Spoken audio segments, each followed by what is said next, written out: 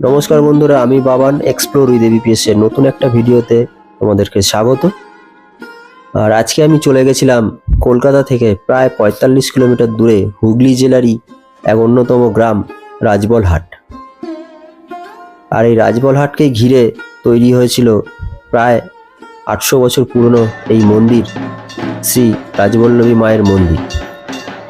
দেখতেই পাচ্ছ ভক্তের সমাগম এখানে প্রচুর, যার কারণে আমরাও পৌঁছে গেছিলাম দুই বন্ধু মিলে রাজবলহাটে এই শ্রী রাজবল্লভী মায়ের মন্দিরে। কলকাতা থেকে ৪৫ কিলোমিটার দূরে হওয়ায় খুব একটা অসুবিধা হয়নি পৌঁছাতে এই মন্দিরে।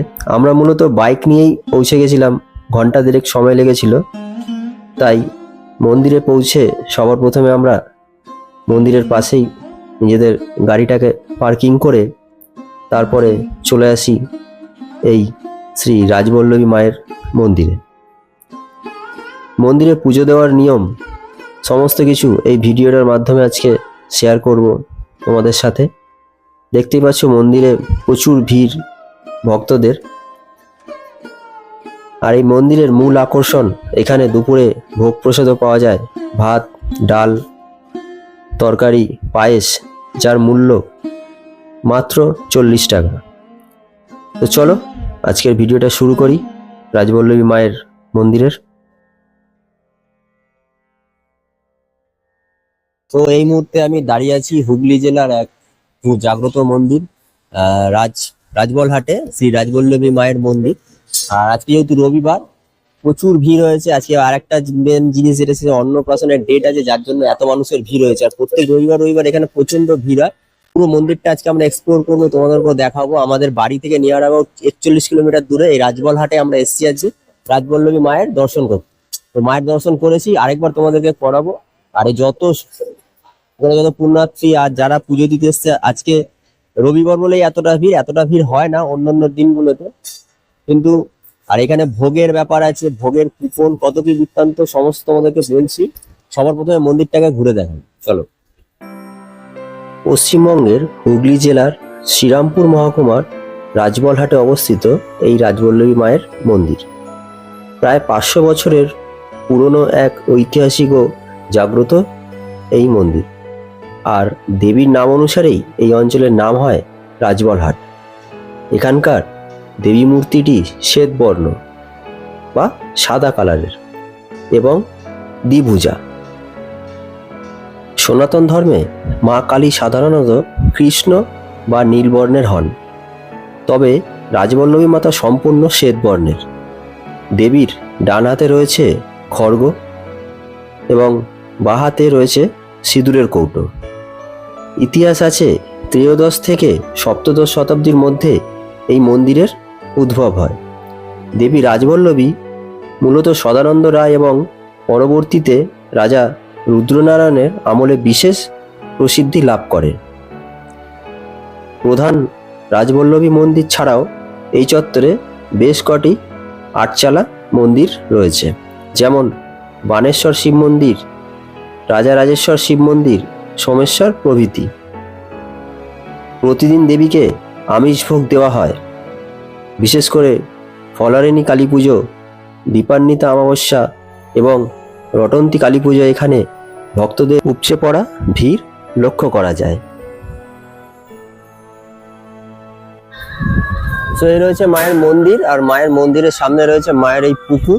এখানে সবাই স্নান করে, স্নান টান করে এখান থেকে এই গেট দিয়ে ঢুকে মায়ের মন্দিরে পুজো দেওয়া যায়। আর সামনে রয়েছে জামা কাপড় ছাড়ার জায়গা, মেয়েদের জন্য কোনো সমস্যা হবে না। আর এই রয়েছে সামনে এত বড় পুকুর, এইটাই রয়েছে মায়ের পুকুর, রাজবল্লভী মায়ের পুকুর, ঘাট, স্নানের ঘাট। আর এই স্নানের ঘাট থেকেই সবাই মাথায় জল নিয়ে স্নান করে মায়ের পুজো দিতে যায়। আর এখান থেকে ঢুকেই আমরা দেখতে পাচ্ছি মায়ের এই মন্দিরের পুরো দৃশ্যটা। আর সামনে রয়েছে নাথ মন্দির, নাথ মন্দিরের পেছনে রয়েছে মায়ের গর্ভগৃহ। আর সামনে রয়েছে ভোলে বাবার এক মন্দির। এই রয়েছে মায়ের মন্দির। আর এখানে একটা নিয়ম হচ্ছে, মায়ের সাথে সেলফি তোলা যাবে না। সামনে রয়েছে রাজবল্লভী মায়ের গর্ভগৃহ, শ্বেত কালী।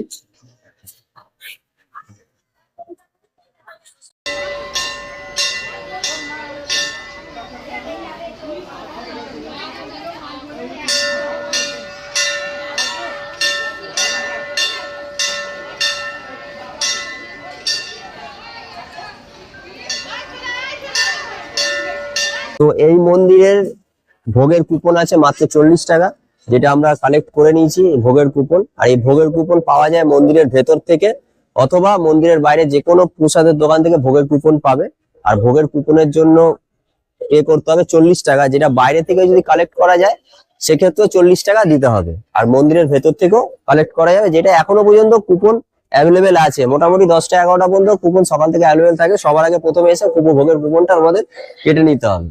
আর এই কি কি ভোগ দিচ্ছে সেইটাও আমরা দেখাবো ভোগের সময়। 12টা থেকে, তাই তো? 12টা থেকে ভোগের 1টা থেকে ভোগ দেওয়ার সময় মায়ের ভোগে কি কি দিচ্ছে সেইগুলো আমরা তোমাদেরকে দেখাচ্ছি।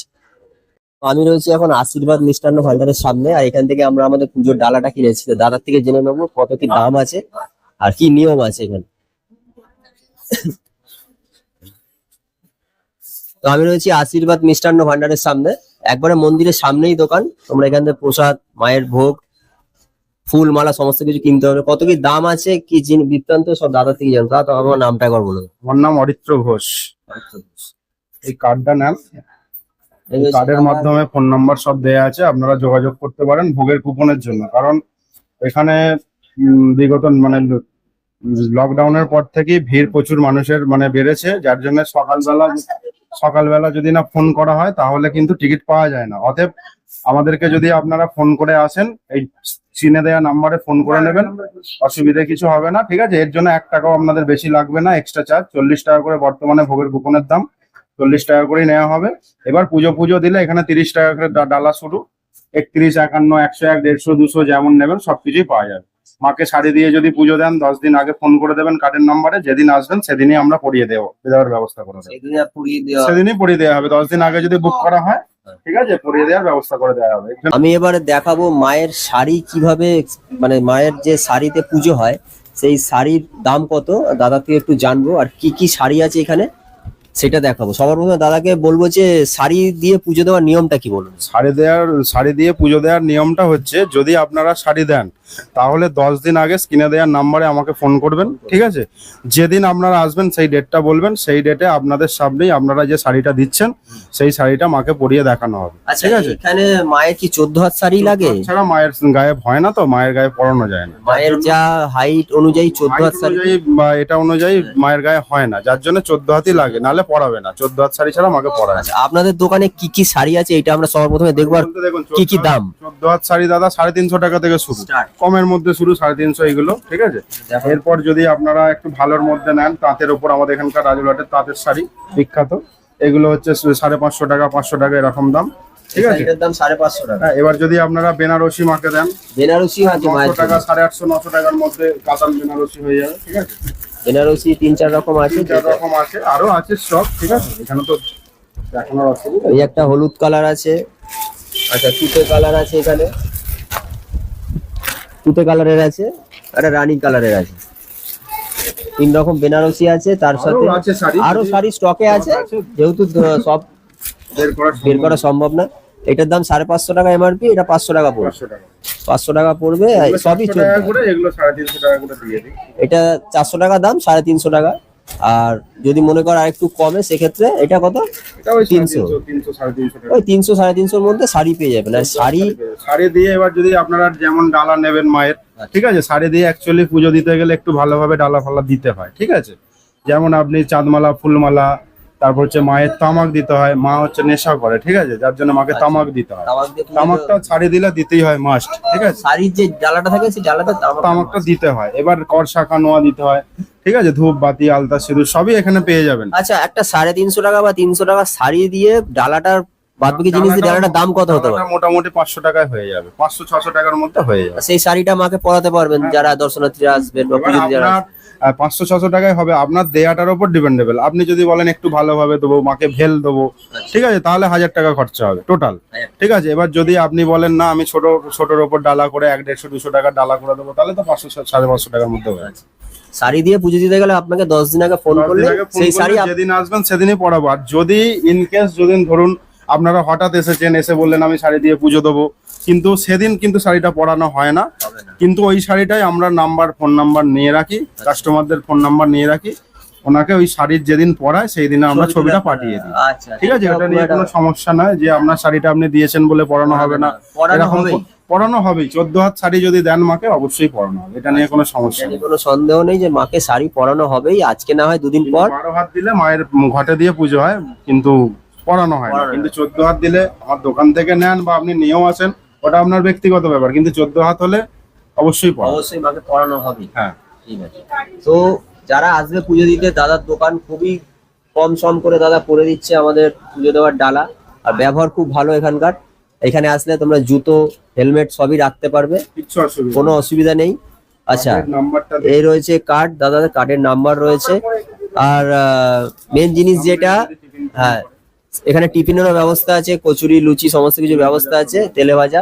আর আরেকটা জিনিস কি, যারা মন্দিরের ভোগ খাবেন ভাবছেন, তারা যদি এসে দেখেন মন্দিরে ভোগের কুপন দেওয়া শেষ হয়ে গেছে, নেই, দাদারা ব্যবস্থা করে দেবে। ভোগের কুপনের দাম মাত্র 40 টাকা। জন্য 1 টাকা বেশি। এখানে 1 টাকাও বেশি দিতে হবে না, 40 টাকাই আপনাদের দিতে হবে। যদি মনে করেন যে আপনারা বেশি সংখ্যক লোক আসছেন এই মন্দিরে, সেক্ষেত্রে আপনারা ফোন করে দেবেন আগে থেকে। ফোন করে দিলে যে মনে করবেন যে আপনারা 50 জন আসছেন, 40 জন আসছেন, দাদাকে বলে দিলে দাদা কিছু টাকা পাঠিয়ে দেবেন অনলাইনে, না পাঠালেও হবে, এসে টাকা দিলেও হবে। এসে টাকা দিলেও হবে। যদি মনে করেন যে ভোগ খাবেন, এতগুলো লোক এসে কুপন কাটতে পারবো না বা শেষ হয়ে যাবে, করে আসবে। দেরি করে আসবো, সেক্ষেত্রে দাদা সমস্ত কালেক্ট করে রাখবে কুপন গুলো। 40 জন 50 জনের এসে আপনারা পয়সা দেবেন, দাদা থেকে কুপন নিয়ে নেবেন। এবারে যার যার পুজো যেইটুখানি, 30 টাকা থেকেও শুরু, 30 টাকাও দিতে পারেন বা 100 টাকাও দিতে পারেন, 50 টাকা দিয়ে আপনার ব্যক্তিগত সেটা ব্যাপার। এই জিনিসটা আমার এখানে খুবই ভালো লাগলো, যে কোনো জোর জবরদস্তি নেই পুজো দেওয়ার ক্ষেত্রে। তো অসংখ্য ধন্যবাদ দাদা আপনাকে এত সুন্দর একটা ইনফরমেশন দেওয়ার জন্য। তো এই মুহূর্তে দুপুর 1:30, 1:31 হয়ে গেছে। আমরা খেতে, আমরা 1 ঘন্টা ধরে বসে আছি, পরে জায়গা পাবো কি পাবো না, যার জন্য আমরা 1 ঘন্টা বসে আছি। আর আমরা যেখানে বসে আছি এখানে কম বেশি 200 কাছাকাছি লোক আছে। সর্বমোট 3টে থেকে 4খানা জায়গায় খাওয়ানোর ব্যবস্থা করা হয়েছে। তার মধ্যে এক জায়গায় বসিয়ে খাওয়ার ব্যবস্থা আছে, সেটা অন্যদিকে। যেখানটা এই মুহূর্তে ক্যামেরা ঘোরানো, ওদিকেও খাওয়ানোর ব্যবস্থা আছে। আমরা যেখানে বসেছি এখানেও খাওয়ার ব্যবস্থা আছে, সোজাসুজি ওখানেও খাওয়ারের ব্যবস্থা আছে। তো আজকে কম বেশি 1000 থেকে 1200 মানুষ যারা দর্শনার্থী আছে তারা এখানে প্রসাদ গ্রহণ করছে, তার সঙ্গে আমরাও। তো আপাতত ডাল আসছে, ভাত দেওয়া হয়ে গেছিল, এবার ডাল আসছে। হ্যাঁ, ঠিক আছে ঠিক আছে, শুরু কর যাচ্ছা। কেমন টেস্ট কেমন? হ্যাঁ, তুই শুরু কর।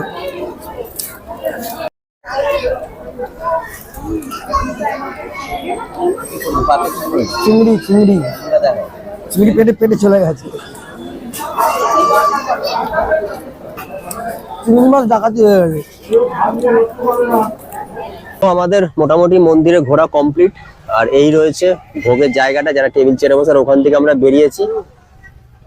এখান থেকে আমরা এবারে বাড়ির দিকে যাব। তো মোটামুটি ভোগ খাওয়া, মন্দির পুরো ঘোরা সমস্ত কমপ্লিট, আর টোটাল ডিটেলস আমাদেরকে দিয়েছি মন্দিরের আসা থেকে শুরু করে কিভাবে ভোগ কিনতে পারবে আর কিভাবে পুজো দেওয়ার নিয়ম। আর আরেকবার বলে দিই এখানকার ঠিকানাটা, যারা ভাবছো ট্রেনে আসবে, নিয়ার স্টেশন হচ্ছে হরিপাল থেকে অটো বা টোটো করে রাজবলহাট, রাজবল্লী মায়ের মন্দির বললেই একদম পুরো সোজা নিয়ে চলে আসবে এই মন্দিরে। হাওড়া থেকে হরিপালের ট্রেন ধরতে হবে বা তারকেশ্বর লাইন লোকাল ধরলেই চলে আসবে হরিপাল স্টেশন, আর হরিপাল থেকে চলে আসতে পারবে অটো বা টোটোতে করে এইখানে। আর যারা বাইক অথবা গাড়ি নিয়ে আসবে তারা মন্দিরের এরকম পাশেই গাড়ি রাখার জায়গা আছে, অবশ্যই গাড়ি রেখে এখানে ঢুকতে পারবে। আর প্রতীকদার থেকে জানবো, প্রতীকদার এখানে এসে তোর অভিজ্ঞতাটা কেমন হয়েছে বলো একবার। অভিজ্ঞতা খুবই ভালো, খাওয়া দাওয়া অভিজ্ঞতা আরো ভালো। এত খাওয়া দাওয়া হয়ে গেছে, পেটটা বড্ড আর টাইট। ভোগে কি কি দিয়েছিল সেটা আবার বলো, দেখি আমরা যদিও তারও একবার। ভোগে ছিল ভাত, সেদ্ধ চালের ভাত, ডাল, আচ্ছা, আর একটা হচ্ছে তোমার যে তরকারিটা দিচ্ছে চিংড়ি মাছের তরকারি, ঠিক আছে, আর পায়েস। আর পায়েস। আচ্ছা, এই কিন্তু যা দেবে, যা পেট ভরা সাফিসিয়েন্ট খাবার দেবে, খেতে পারবে না। যা খাবার দিয়েছে একবারেই আমাদের হালত খারাপ হয়ে গেছে। আমরা কোনো খেতে জায়গায় পারিনি। চিংড়ি মাছ খাইনি ভোগে, এখানে কিন্তু প্রথম চিংড়ি ভোগে চিংড়ি মাছ। দারুণ লাগলো। মেনলি ভোগটা খাওয়ার ইচ্ছা ছিল, আর ভোগটা আজকে আমরা খেয়েছি। আজকে রবিবার বলে এতটা ভিড়, তবে অন্য ডেট গুলোতে একটু আসলে ফাঁকা একটু হয়। ফাঁকা থাকে। তো এখান থেকে আমরা বেরিয়ে যাচ্ছি, রাজবলহাট মন্দির থেকে আমরা বেরোচ্ছি, রাজবল মন্দির থেকে বেরোচ্ছি, কারণ প্রায় 3টে বাজতে যায়। এখান থেকে বাড়ি যেতে ঘন্টা দেড়েক লাগবে। তো টাটা, আজকের ব্লগটা এই অবধি। Bye bye. টাটা।